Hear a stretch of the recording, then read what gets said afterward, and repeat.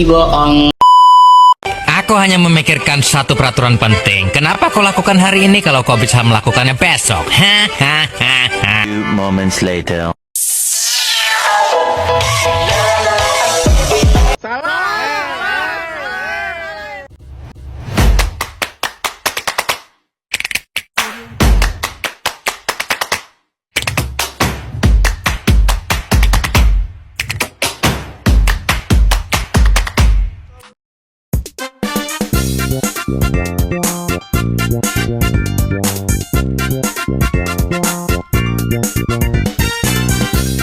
Assalamualaikum warahmatullahi wabarakatuh.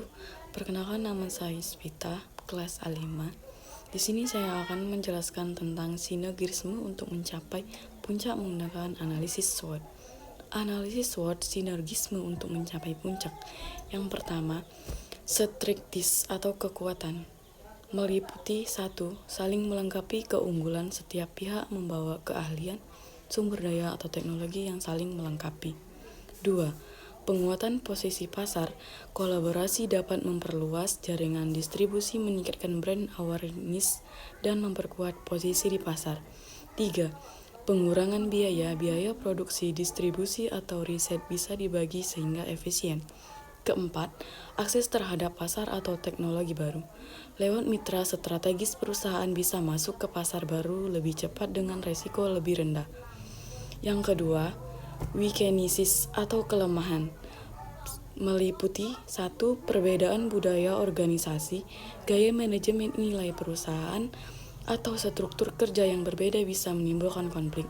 2. Ketergantungan pada mitra. Kinerja perusahaan bisa sangat tergantung pada keberhasilan atau komitmen mitra. 3. Pengambilan keputusan yang rumit. Dalam usaha patungan, proses pengambilan keputusan bisa lambat karena harus melibatkan dua pihak. Keempat, resiko kehilangan rahasia bisnis. Dalam kerja sama, informasi strategis bocor ke mitra atau pihak lain. Yang ketiga, opportunities atau peluang. Meliputi 1. Ekspansi pasar yang lebih luas. Dengan kerjasama, perusahaan bisa menjangkau wilayah atau segmen pasar yang belum terlayani.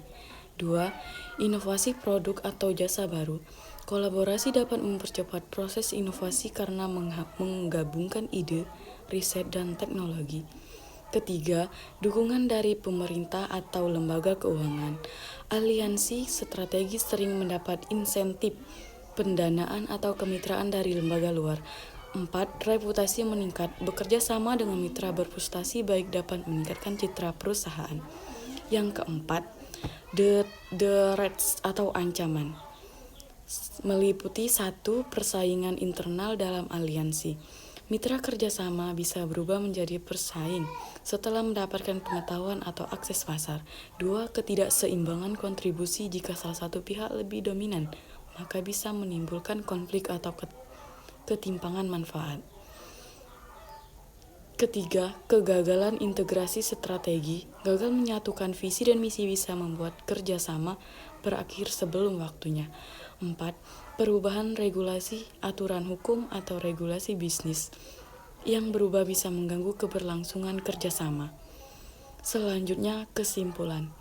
Strategi sinergisme melalui kerjasama seperti aliansi strategis atau usaha patungan merupakan langkah yang efektif untuk mengembangkan bisnis dan mencapai puncak kesuksesan dengan menggabungkan kekuatan, sumber daya, dan keunggulan masing-masing pihak. Perusahaan dapat memperkuat posisi pasar, mempercepat inovasi, serta keberhasilan strategi ini sangat tergantung pada keselarasan visi, komunikasi yang baik, dan kepercayaan antar mitra. Oleh karena itu, meskipun sinergisme memberikan banyak peluang, perusahaan juga harus waspada terhadap potensi konflik, ketergantungan, dan resiko persaingan internal agar kerjasama dapat berjalan secara berkelanjutan dan saling menguntungkan. Demikian penjelasan dari saya tentang sinergisme analisis SWOT. Wassalamualaikum warahmatullahi wabarakatuh.